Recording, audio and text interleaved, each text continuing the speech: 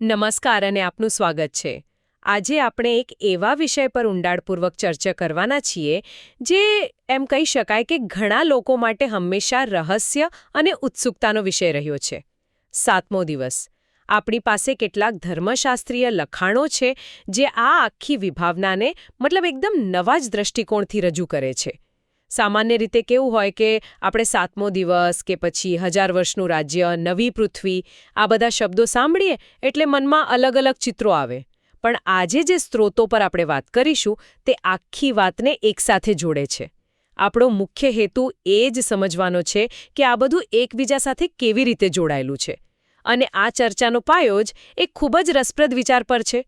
સ્ત્રોત કહે છે કે પ્રભુ માટે એક દિવસ 1000 વર્ષ બરાબર છે. આનો સીધો અર્થ શું થયો કે 7મો દિવસ એટલે કે વિશ્રામનો દિવસ એ ખરેખર 1000 વર્ષનો સમયગાળો છે. બરાબર. અને અહીંથી જ આખી વાત શું કહેવાય વધારે રસપ્રદ બને છે. લેખકનું મુખ્ય તર્ક એ છે કે આપણે જેને 3 અલગ અલગ ઘટનાઓ સમજતા હતા. હા, પેલું 1000 વર્ષનું રાજ્ય. હા, 1000 વર્ષનું રાજ્ય, પછી નવું આકાશ અને નવી પૃથ્વી અને પારાદેશ. તે કહે છે કે આ અલગ અલગ સમયગાળા નથી. આ ત્રણે એક જ 1000 વર્ષના સમયગાળાના જુદા જુદા નામ છે. એક મિનિટ, આ તો બહુ મોટી વાત કહેવાય. એટલે કે જેને આપણે 3 અલગ અલગ સ્ટેજ ગણતા હતા એ સ્ત્રોત મુજબ એક જ છે. આ તો આખી સમજ જ બદલી નાખે એવી વાત છે. તો ચાલો એ જોઈએ આ 1000 વર્ષના સમયગાળામાં શું થશે. સ્ત્રોતમાં યશાયા પ્રકરણ 35નો ઉલ્લેખ છે નહીં? એ શું કહે છે? હા, અને યશાયાનું વર્ણન ખરેખર ખૂબ જ કાવ્યાત્મક છે, આશાથી ભરેલું. તે કહે છે કે રણ અને સૂકી ભૂમિ ખુશ થશે અને રણ કમળની જેમ ખીલી ઉઠશે. વાહ! પણ આ માત્ર ભૌગોલિક પરિવર્તન નથી. એ આગળ કહે છે કે આંધળાની આંખો ખુલી જશે, બહેરાના કાન ખુલી જશે, લંગડા હરણની જેમ કૂદશે અને મૂંગાની જીભ ગીત ગાશે. એટલે શારીરિક રીતે જે પણ મર્યાદાઓ છે એ બધી દૂર થઈ જશે. અને પ્રકૃતિનું શું? પ્રકૃતિમાં પણ જબરદસ્ત ફેરફાર. સ્ત્રોત એ જ કલમોને ટાંકીને કહે છે કે જે ગરમ રણ છે ત્યાં પાણીના ઝરા અને તળાવ બની જશે. અને સૌથી મોટી વાત, હિંસાનો અંત. ત્યાં સિંહ કે કોઈ ફાડી ખાનાર પ્રાણી નહીં હોય. એક પવિત્ર માર્ગ હશે જેના પર ફક્ત ઉદ્ધાર પામેલા લોકો ચાલશે, કોઈ ભય નહીં. અને છેલ્લે યશાયા કહે છે કે ત્યાં દુઃખ અને શોક હંમેશ માટે દૂર થઈ જશે. આ સાંભળીને તો ખરેખર એકદમ આદર્શ દુનિયાનું ચિત્ર સામે આવે છે. પણ સ્ત્રોત આ બધું ક્યારે થશે એના વિશે કંઈ કહે છે? કોઈ ચોક્કસ સમય? હા, એ સ્પષ્ટપણે જણાવે છે. લેખક દલીલ કરે છે કે આ ભવિષ્યવાણી ત્યારે પૂરી થશે જ્યારે પ્રભુ ઈસુ પાછા આવશે અને શેતાનને અતલ કૂવામાં, પેલી ઊંડી ખાઈમાં, હા, એ ઊંડા ખાડામાં 1000 વર્ષ માટે કેદ કરવામાં આવશે. જે ક્ષણે શેતાનનું રાજ પૃથ્વી પરથી જશે એ જ ક્ષણે આ રણ પારાદેશમાં ફેરવાઈ જશે. આ સમજવું બહુ જરૂરી છે. ઘણા લોકો એવું માને છે કે 1000 વર્ષ પૂરા થયા પછી પારાદેશ શરૂ થશે. પણ આ લખાણો કહે છે કે આ 1000 વર્ષ પોતે જ પારાદેશ છે.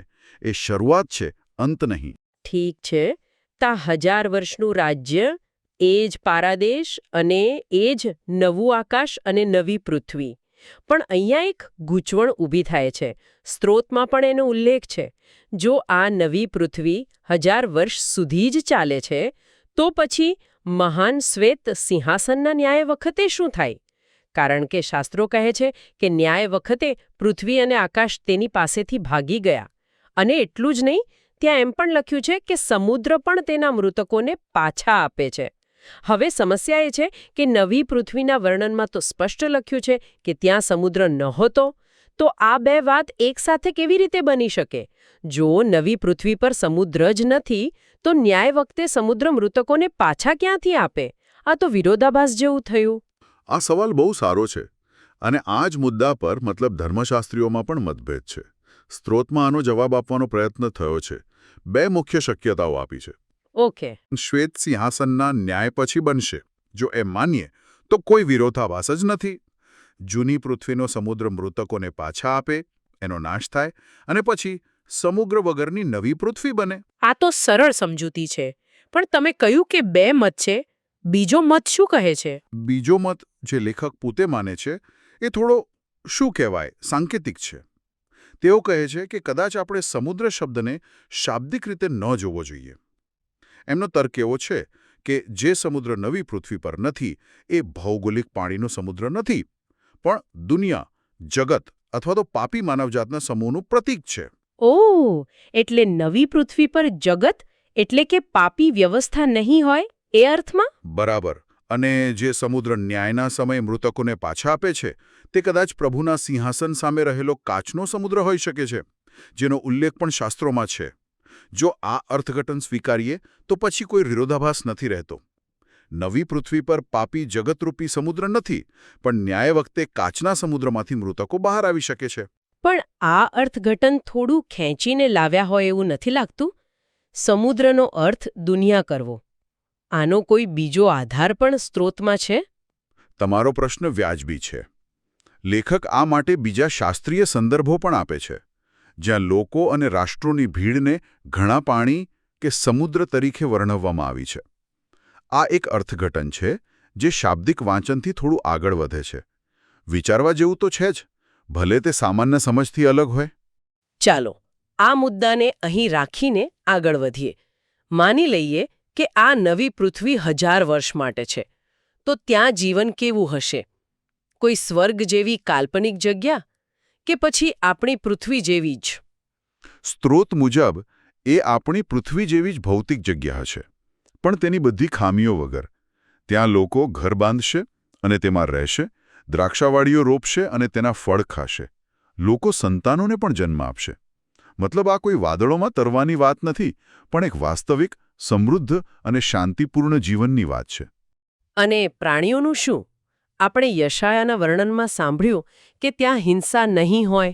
હા, અને એ વાત પર ફરીથી ભાર મૂકવામાં આવ્યો છે. વરુ અને ઘેટું સાથે ચરશે, સિંહ બળદની જેમ ઘાસ ખાશે, અને એક નાનું બાળક તેમને દોરશે. આ એક સંપૂર્ણ સહ-અસ્તિત્વનું દૃશ્ય છે, જે બતાવે છે કે સર્જન તેની મૂળ સ્થિતિમાં, મતલબ જ્યાં કોઈ ભય કે ક્રૂરતા નહોતી, ત્યાં પાછું ફરશે. આ બધું સાંભળીને તો ખરેખર ત્યાં જવાની ઈચ્છા થઈ જાય. બધું કેટલું શાંતિપૂર્ણ લાગે છે. પણ આ ઇનામ કોના માટે છે? શું બધા જ લોકો ત્યાં હશે? અહીં સ્ત્રોત એક બહુ મહત્વનો મુદ્દો સ્પષ્ટ કરે છે. આ 1000 વર્ષનું રાજ્ય મુખ્યત્વે એ લોકો માટે ઇનામ છે જેમણે પોતાના વિશ્વાસ ખાતર શહીદી વહોરી છે. ઓકે. જેમણે પોતાના જીવનું બલિદાન આપ્યું છે. તેમને આ સમયગાળા દરમિયાન પૃથ્વી પર રાજ કરવાનો અને આ શાંતિપૂર્ણ જીવનનો અનુભવ કરવાનો એક વિશેષ અધિકાર મળશે. પણ મને એ વાત થોડી નવાઈની લાગે છે કે આ ઇનામ ફક્ત 1000 વર્ષ માટે જ છે. આપણે તો હંમેશા અનંતકાળના ઇનામની વાત સાંભળીએ છીએ. બરાબર. અને આ જ આ લખાણોની સૌથી અલગ વાત છે. લેખક સ્પષ્ટપણે કહે છે કે આ વિશેષ ઇનામ પણ અસ્થાયી છે. 1000 વર્ષ પૂરા થયા પછી, જ્યારે મહાન શ્વેત સિંહાસનનો ન્યાય થશે, એટલે કે અંતિમ ઘડી, જ્યારે બધાના કર્મોનો હિસાબ થશે. હા, ત્યારે બધા સંતો સમાન થઈ જશે. કોઈ મોટું નહીં, કોઈ નાનું નહીં. શહીદ અને સામાન્ય વિશ્વાસી બધા એક જ સ્તર પર આવી જશે. અને આ મુદ્દા પર ભાર મૂકવા માટે લેખક એક ખૂબ જ ગંભીર પ્રશ્ન પૂછે છે. એ પૂછે છે, શું 100 વર્ષની વફાદારી માટે 10 લાખ વર્ષનો બદલો મેળવવાની અપેક્ષા રાખવી યોગ્ય છે? આ વાક્ય ઈશ્વરના ન્યાય અને સમાનતા પર પ્રકાશ પાડે છે. કદાચ સંદેશ એ છે કે આ 1000 વર્ષનું રાજ્ય એક તબક્કો છે, અંતિમ મંઝિલ નહીં. આ વિચાર ખરેખર ઊંડો છે, પણ મારા મનમાં એક બીજો સવાલ રહી જાય છે. જો બધા સંતો અને શહીદો આ નવી પૃથ્વી પર હશે, તો આપણી આ જૂની પૃથ્વીનું શું? શું એને એમ જ છોડી દેવામાં આવશે? કારણ કે સ્ત્રોતો તો કહે છે કે પ્રથમ આકાશ અને પૃથ્વી આગમાં ઓગળી જશે. તો પછી આ નવી પૃથ્વી બનશે ક્યાં? આ પણ એક મોટો ચર્ચાનો વિષય છે. અને આ પ્રશ્ન પર પણ સ્ત્રોત 2 અલગ અલગ દૃષ્ટિકોણ રજૂ કરે છે. પહેલો મત એવો છે કે પ્રથમ પૃથ્વીનો સંપૂર્ણપણે નાશ થઈ જશે. એની દલીલ એવી છે કે શાસ્ત્રોમાં લાલચટક પશુ અને પૃથ્વીના પશુને આગના તળાવમાં ફેંકવાની વાત છે. અને આપણે જાણીએ છીએ કે આ પશુઓ 1000 વર્ષ પછી પણ આગમાં બળતા રહે છે. જો આ પશુઓ પૃથ્વીનું પ્રતીક હોય તો એનો અર્થ એ કે પ્રથમ પૃથ્વી પણ બળતી રહેશે. જો આમ હોય તો નવી પૃથ્વી કોઈ બીજી જ જગ્યાએ બનાવવી પડે. એટલે કે એક મત એવો છે કે આખી જૂની પૃથ્વી જ ખતમ થઈ જશે અને તેની જગ્યાએ કંઈક તદ્દન નવું બનશે. તો પછી બીજો મત શું કહે છે? બીજો મત થોડો અલગ છે. તે કહે છે કે કદાચ પૃથ્વીનો પોતે નાશ નહીં થાય, પણ તેના પર શાસન કરનારા પતિત દૂતોનો નાશ થશે. આ દૃષ્ટિકોણ મુજબ સમસ્યા પૃથ્વી સાથે નથી, પણ તેના પર રાજ કરતી દુષ્ટ શક્તિઓ સાથે છે. જો ફક્ત આ દુષ્ટ શાસકોનો જ નાશ કરવામાં આવે તો પૃથ્વીને પોતે જ શુદ્ધ કરીને પુનઃસ્થાપિત કરી શકાય છે. એને સંપૂર્ણપણે નાશ કરવાની જરૂર નથી. તો લેખક આ બંનેમાંથી કયા મત તરફ વધુ ઝુકાવ ધરાવે છે? આ બે મતો રજૂ કર્યા પછી લેખક સ્પષ્ટ કરે છે કે તેમનો ઝુકાવ પ્રથમ મત તરફ છે. એમને લાગે છે કે વર્તમાન પૃથ્વી અને આકાશનો સંપૂર્ણપણે નાશ થશે અને નવી પૃથ્વી એકદમ નવી અને અલગ જગ્યાએ હશે. આ બધી વાત ખૂબ જ ઊંડી છે. આપણે જોયું કે 1000 વર્ષનું પારાદેશ કેવો હશે, ત્યાં કોણ રહેશે, પણ હવે અહીંયા આખી વાત એક નાટકીય વળાંક લે છે, જે કદાચ સૌથી આશ્ચર્યજનક છે. 1000 વર્ષની શાંતિ પછી શું થાય છે? અને અહીંયા જ વાર્તાનું સૌથી મોટો ટ્વિસ્ટ આવે છે. 1000 વર્ષ પૂરા થયા પછી શેતાનને તેની કેદમાંથી મુક્ત કરવામાં આવે છે. અને એ મુક્ત થતાની સાથે જ સીધો પારાદેશમાં એટલે કે નવી પૃથ્વી પર હુમલો કરે છે. તે ત્યાં રહેતા લોકોને છેતરે છે અને ફરીથી વિદ્રોહ ઊભો કરે છે. આ તો માન્યામાં જ નથી આવતું.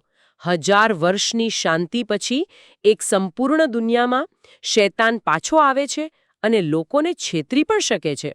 પણ જો ત્યાં બધા સંતો અને શહીદો જ હોય તો શૈતાન કોને છેતરી શકે? જેમણે વિશ્વાસ માટે જીવ આપી દીધો એ લોકો કેવી રીતે છેતરાઈ શકે? આ જ સૌથી ગહન પ્રશ્ન છે અને તેનો જવાબ આપણને આ 1000 વર્ષના રાજ્યના હેતુ વિશે કંઈક નવું શીખવે છે. સ્ત્રોત મુજબ આ ઘટના એવું દર્શાવે છે કે આ પારાદેશ કદાચ દેવદૂતોનું અંતિમ સ્વર્ગ નથી, કારણ કે ત્યાં શૈતાનનો પ્રવેશ જ શક્ય ન હોય. આ એક મધ્યવર્તી અવસ્થા છે. તો ત્યાં એવા કોણ લોકો હશે જે છેતરાઈ શકે? લેખક એવી શક્યતા રજૂ કરે છે કે ત્યાં મુખ્યત્વે શહીદો તો હશે જ, જેઓ વિશ્વાસમાં સંપૂર્ણ સાબિત થયા છે. પરંતુ એમની સાથે કેટલાક એવા લોકો પણ હોઈ શકે છે જેમના વિશ્વાસની કસોટી થવી હજુ બાકી છે. દાખલા તરીકે, વધસ્તંભ પર જે ગુનેગારે અંતિમ સમયે પસ્તાવો કર્યો, એને તરત જ પારાદેશનું વચન મળ્યું હતું, પણ એના વિશ્વાસની કોઈ પરીક્ષા થઈ નહોતી. એક મિનિટ, તમે કહ્યું આધ્યાત્મિક શરીર અને આત્મિક શરીર, આ બંનેમાં ફરક શું છે? સાંભળવામાં તો એક જેવા જ લાગે છે. આ તફાવત સૂક્ષ્મ પણ બહુ મહત્વનો છે. એને આ રીતે સમજી શકાય. આધ્યાત્મિક શરીર એક એવા કમ્પ્યુટર જેવું છે જેમાં વાયરસ પ્રવેશી જ નથી શકતો. એ સંપૂર્ણ સુરક્ષિત છે. જ્યારે આત્મિક શરીર એક એવા કમ્પ્યુટર જેવું છે જેમાં એન્ટીવાયરસ ખૂબ મજબૂત છે. પણ જો બહારથી કોઈ શક્તિશાળી હુમલો થાય તો સંક્રમિત થવાની શક્યતા રહે છે. સ્ત્રોત એવી દલીલ કરે છે કે જે લોકોની અંતિમ પરીક્ષા બાકી છે તેમને કદાચ આત્મિક શરીર મળશે, જેમાં પાપ કરવાની ક્ષમતા હજુ પણ હશે.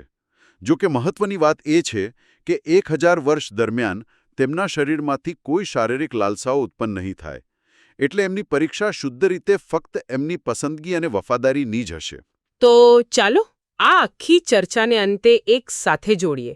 આજે આપણે જે સ્ત્રોતો પર વાત કરી તે મુજબ 7મો દિવસ એ 1000 વર્ષનો એક ચોક્કસ સમયગાળો છે. અને આ જ સમયગાળો પારાદેશ, નવું આકાશ અને નવી પૃથ્વી તરીકે પણ ઓળખાય છે, જે સામાન્ય માન્યતાથી બિલકુલ અલગ છે. આપણે જોયું કે આ મુખ્યત્વે શહીદો માટે એક ઇનામની દુનિયા છે, જ્યાં જીવન આપણી પૃથ્વી જેવું જ પણ સંપૂર્ણ શાંતિપૂર્ણ અને દુઃખરહિત છે. અને સૌથી મહત્વની વાત, આપણે એ પણ જોયું કે આ અદ્ભુત સમયગાળો પણ અસ્થાયી છે. 1000 વર્ષ પછી શૈતાનની વાપસી અને એક અંતિમ પરીક્ષા સાથે તે સમાપ્ત થાય છે. અને તે પછી મહાન શ્વેત સિંહાસનનો અંતિમ ન્યાય આવે છે. બિલકુલ. અને આ સમગ્ર ચર્ચા એક ખૂબ જ મહત્વપૂર્ણ અને વ્યક્તિગત પ્રશ્ન ઊભો કરે છે, જે શ્રોતાઓએ પોતાની સાથે લઈ જવો જોઈએ. જો અંતિમ ન્યાય વખતે બધા જ વિશેષ ઇનામો સમાપ્ત થઈ જવાના હોય અને બધા જ સંતો સમાન થઈ જવાના હોય, તો પછી પૃથ્વી પરના આપણા કાર્યો, આપણી મહેનત અને આપણી વફાદારીનું સાચું મહત્વ શું છે? શું આપણે કોઈ બદલાની આશામાં સારા કાર્યો કરીએ છીએ કે પછી માત્ર ઈશ્વર પ્રત્યેના પ્રેમ અને નિષ્ઠાને કારણે? શું ઇનામની અપેક્ષા કરતાં વફાદારી પોતે જ વધુ મોટું ઇનામ નથી? આ એક એવો પ્રશ્ન છે જે દરેક વ્યક્તિએ પોતાની આધ્યાત્મિક યાત્રામાં ઊંડાણપૂર્વક વિચારવો જોઈએ.